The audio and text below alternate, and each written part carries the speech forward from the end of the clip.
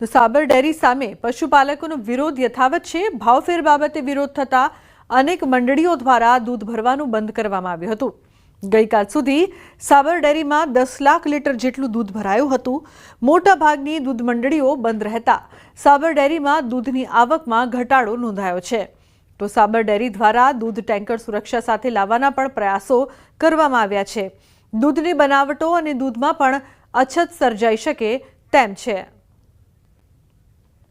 સાબરકાંઠાની અરવલ્લી જિલ્લાની જીવાદોરી સમાન સાબર ડેરી ખાતે 14 તારીખના રોજ જે પશુપાલકો ભાવ ફેરને લઈને રજૂઆત કરવા માટે સાબર ડેરી ખાતે પહોંચ્યા હતા અને આ જગ્યાએ જે પશુપાલકો દ્વારા જે ભાવ ફેરને લઈને રજૂઆત કરવા માટે અહીંયા મોટી સંખ્યામાં ઉપસ્થિત થયા હતા। ત્યારબાદ જે ઘર્ષણ સર્જાયું હતું અને પથ્થરમારો થયો હતો અને તેના કારણે પશુપાલકોમાં રોષ જોવા મળ્યો હતો। ત્યારથી પશુપાલકોએ જે સાબર ડેરીમાં છે ને સાબર ડેરીમાં દૂધ ભરાવાનું બંધ કરવાનો નિર્ણય કર્યો હતો અને છેલ્લા 3 દિવસથી સાબર ડેરી પશુપાલકો દ્વારા કોઈપણ મંદિરમાં દૂધ ન ભરાવીને વિરોધ દર્શાવી રહ્યા છે। એટલે કે કહી શકાય કે જે સાબર ડેરીમાં દરરોજ 26 લાખ લીટર જેટલું દૂધનું સંપાદન થતું હતું, અત્યારે હાલ જે ઘટીને 10 લાખ લીટર જેટલું દૂધ થઈ ગયું છે। અને રસ્તામાં જે પોલીસ પ્રોટેક્શન સાથે પણ કેટલીક ગાડીઓ દૂધ ભરાવવા માટે લઈ જવામાં આવતી હોય છે, પરંતુ અત્યારે હાલ જે દિવસે ને દિવસે જે દૂધની આવકમાં ઘટાડો થતાં જ કહી શકાય કે આવનારા સમયમાં દૂધની બનાવટો અથવા અમૂલ દૂધની પાઉચોમાં પણ અછત સર્જાય તેવી શક્યતાઓ હાલ તો વર્તાઈ છે। કેટલાક પાલકો પર હાલ તો દૂધની અછત સર્જાઈ છે। એટલે કે આવનારા સમયમાં જો આ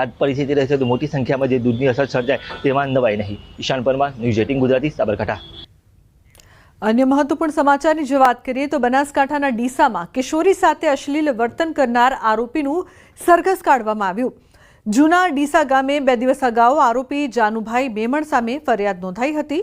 પોલીસે આરોપીને સાથે રાખી ઘટનાનું રિકન્સ્ટ્રક્શન કર્યું હતું।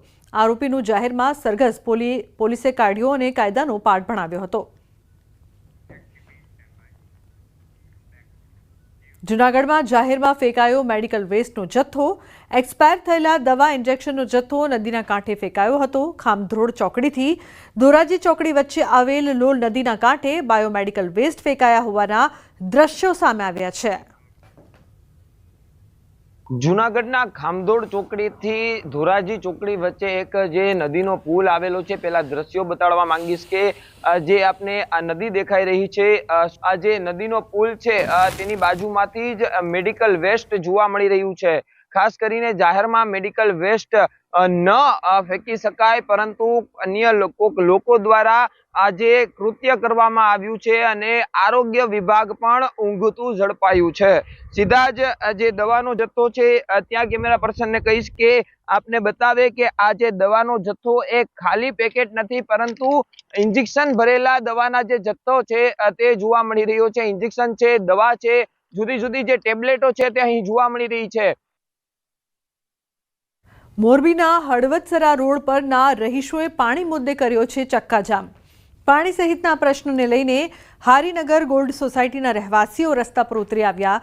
સોસાયટીમાં પાણી નથી આવતું અને જો પાણી આવે છે તો તે ગંદુ પાણી આવે છે, તેમજ ઠેર ઠેર ગંદકી, સરકારી શાળાનો અભાવ, ગટરો ઉભરાવા સહિતના પ્રશ્નોને લઈને ચક્કાજામ કર્યો।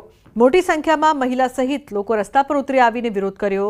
હળવદ નગરપાલિકાએ પાણી અને ગંદકી મામલે કામગીરી શરૂ કરવાની ખાતરી આપતા ચક્કાજામ દૂર કરાયો। 4 નંબરની શેરીમાં આજે 15-20 દિવસથી આ પાણી નથી આવતું। અમારે ઘરના કામ કરવા તો કઈ રીતના કરવાના? રોજનો એ જ પ્રશ્ન। ટેન્કર વાળાને કહીએ તો ઉમાં આવીને નોંધાવો, ફોનથી નહીં ચાલે, તો અમે શું નવરાત્રી વારાગડીમાં નોંધાવા જવાનું? 2 દિવસે નોંધાવા જાય તો કે 4 દિવસ રહીને પાણી આવશે, કાં કે 5 દિવસ રહીને આવશે, તો ત્યાં લગી અમારે કરવાનું શું પાણી વગર? તો રસ્તા પર સ્થાનિકોએ ચક્કાજામ કર્યો। સોસાયટીના રહેવાસીઓ રસ્તા પર ઉતરી આવ્યા અને વિરોધ કર્યો। અન્ય સમાચાર, વડોદરાથી કોર્પોરેશન કચેરી બહાર બબાલ, પોલીસ અને કોંગ્રેસ કાર્યકરો વચ્ચે ઘર્ષણ। પોલીસે 10થી વધુ કોંગ્રેસ કાર્યકરોની અટકાયત કરી છે। કોંગ્રેસ કાર્યકરોની પોલીસે ટીંગાટોળી કરી અટકાયત કરી છે। કોંગ્રેસ કાર્યકારી નનામી લઈને વિરોધ કરવા પહોંચ્યા। ગંદી પાણીની બોટલ લઈને આવ્યા છે। કોંગ્રેસ પ્રમુખ ખંડેરાવ માર્કેટ સ્થિત કોર્પોરેશનની મુખ્ય કચેરીમાં પ્રવેશતા નાગરિકોને રોક્યા હતા। તો 10થી વધુ કોંગ્રેસ કાર્યકર્તાઓની અટકાયત। પોલીસ અને કોંગ્રેસ કાર્યકરો વચ્ચે ઘર્ષણ સર્જાયું છે।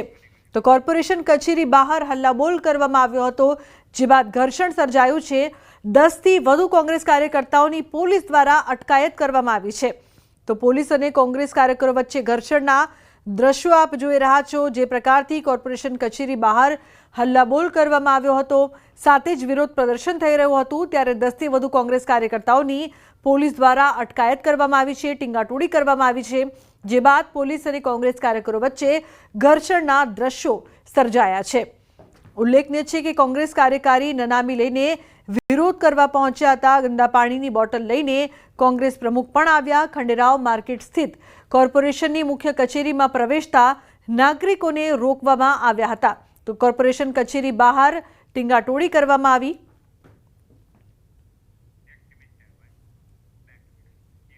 છોટાઉદેપુર જિલ્લાના અંતરિયાળ વિસ્તારમાં આવેલું આંત્રોલી ગામ, જ્યાં આંગણવાડીના બાળકો જીવના જોખમે ભણવા મજબૂર બન્યા છે। ગામની આંગણવાડી જર્જરિત હાલતમાં જોવા મળી રહી છે। વરસાદ પડે ત્યારે આંગણવાડીની છતમાંથી પાણી ટપકે। આંગણવાડીમાં બાળકોની સુરક્ષા માટે યોગ્ય સુવિધા ન હોવાથી વાલીઓ બાળકોને આંગણવાડીમાં નથી મોકલી રહ્યા।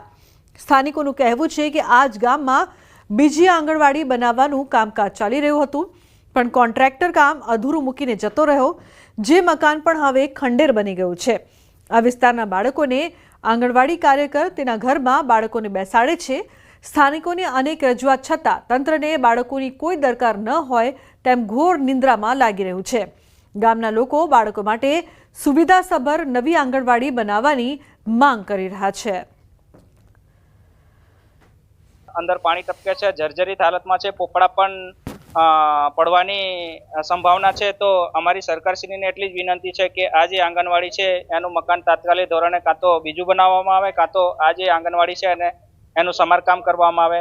હાલની અંદર જીવના જોખમે આ જે આંગણવાડીના બાળકો છે એ અહીંયા પ્રવૃત્તિ કરી રહ્યા છે। અમારી આંગણવાડીમાં ચોમાસું દરમિયાન સતત વરસાદને કારણે બાળકો બેસાડી શકે એમ નથી, કારણ કે બધું પાણી અંદર જ ટપકે છે અને બાળકોના વાલીએ વરસાદના કારણે બાળકોને આંગણવાડીમાં મૂકવા આવતા નથી। જે આંગણવાડી આવી એ ત્યાં ટેકરા પર બનાવી, પણ એ અધૂરી જ મૂકીને ગયા કોન્ટ્રાક્ટર। જૂનીને નવી બનાવી આપવાનું એમ કીધું છે, પણ કશું કોઈ આવીને જતા રહે, દેખીને ફોટા પાડી લે જાય, પણ એની કાર્યવાહી નહીં કરતા।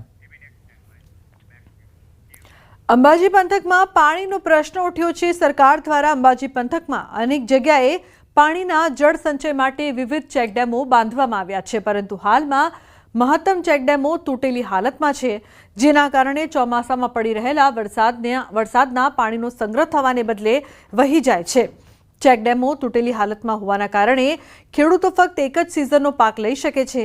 જો ચેકડેમ મજબૂત હોય તો ખેડૂતો 3 સિઝનનો પાક લઈ શકે તેવું ખેડૂતોનું કહેવું છે। દાંતા તાલુકા પંથકમાં મહત્તમ ચેકડેમો જંગલ વિસ્તારમાં બનેલા છે, પણ તેમાં પાણી ભરવાને બદલે તમામ ચેકડેમોમાં માટી ભરાઈ જતા પાણી ભરાતું નથી, જેથી માટીથી ભરેલા ચેકડેમોને ડિસિલ્ટિંગ કરવામાં આવે તો ફરી આ ચેકડેમોમાં વરસાદી પાણી ભરાઈ શકે છે। છેલ્લા 3 વર્ષથી ચેકડેમોની આવી જ હાલત છે। જો ચેકડેમને રિપેર કરવામાં આવે તો ખેડૂતોના પાણીનો પ્રશ્ન હલ થાય। અંદર 5 થી 6 ચેકડેમો બનાવેલા છે, એમની અંદર એક બી તૈયાર નથી, બધા તૂટી ગયેલા છે। અત્યારે ચેકડેમના બધા તૂટેલાના કારણથી અમારે પાણી બધું ખેતરની અંદર આવે છે, એટલે વ્યવસ્થિત બોધેલા હોય તો ખેતરોમાં ધોવાણ ના થાય। ફોરેસ્ટ વિભાગ અને અન્ય કોઈ સંસ્થા દ્વારા ચેકડેમો જે બનાવેલા છે તે કદાચ જગ્યા હોય તો એને ડિસેટિંગ કરવાનું થાય। ધારો કે અમારી તાલુકા પંચાયત દ્વારા કોઈ કામ થયું હશે તો એ જોડાઈ લઉં છું, અને સિંચાઈ વિભાગ અને ફોરેસ્ટમાં કદાચ કામ બાકી હોય તો એ સંસ્થાઓને પણ મારે તો હું જાણ કરી ડિસેટિંગ કરવામાં સૂચના આપી। રાજ્ય સરકાર દ્વારા અંતરિયાળ વિસ્તારોમાં ખાસ કરીને પાણીના જળ સંચય માટે અને પાણીનો સંગ્રહ થાય તે માટે રહીને વિવિધ ચેકડેમો જે તે વિસ્તારમાં બનાવતી હોય છે, પણ ચોક્કસપણે કહી શકાય છે કે અંબાજીથી દાંતા પંથકમાં આવા અનેક ચેકડેમ બનાવાય છે, પણ ચેકડેમ જે છે માત્ર ખોટો ખર્ચો થયો હોય તેવું લાગી રહ્યું છે। આપને બતાવવા માંગીશ કે મારી સામે જે ચેકડેમ છે એ ચેકડેમ છે લાખો રૂપિયાના ખર્ચે બંધાયો છે, પણ હાલ તબક્કે જે ચેકડેમ છે જે તૂટેલો જોવા મળી રહ્યો છે અને તેના અંદરથી પાણી વહી રહ્યા છે। એટલું જ નહીં, અન્ય એ મારી બાજુમાં એક બીજો ચેકડેમ છે એ આપને બતાવીશ કે અડધો તૂટી ગયો છે અને હજી એમાં તિરાડો પડેલી છે કે જેના અંદર પાણીનો ભરાવો થયેલો છે। એ તૂટેલા ચેકડેમ અને જે નદી છે, નદીના કારણે જે છે પાણીનું ખેતરોનું ધોવાણ છે એ ખેતરોનું ધોવાણ પણ અહીંયા જોવા મળી રહ્યું છે। જે નદી હતી એક માત્ર નદીના સ્વરૂપ લઈને મોટો પહોળો વહોળો થઈ ગયો હોય તેવું લાગી રહ્યું છે. અને હાલ તબક્કે જે ખેડૂતો જે આ ચેક ડેમ તૂટી જવાથી ખેડૂતો જે છે માત્ર એક ચોમાસાનો પાક ચોક્કસ લઈ શકે છે. જો તે ચેક ડેમ બનાવવામાં આવે તો પાણીનો મોટો સંગ્રહ થઈ શકે અને આદિવાસી લોકોને ફાયદો થઈ શકે અને સાથે આજુબાજુના કુવા અને હેડપંપો પણ રિચાર્જ થઈ શકે તેવી પરિસ્થિતિ છે. મહેન્દ્ર અગ્રવાલ, ન્યૂઝ 18 ગુજરાતી, અંબાજી.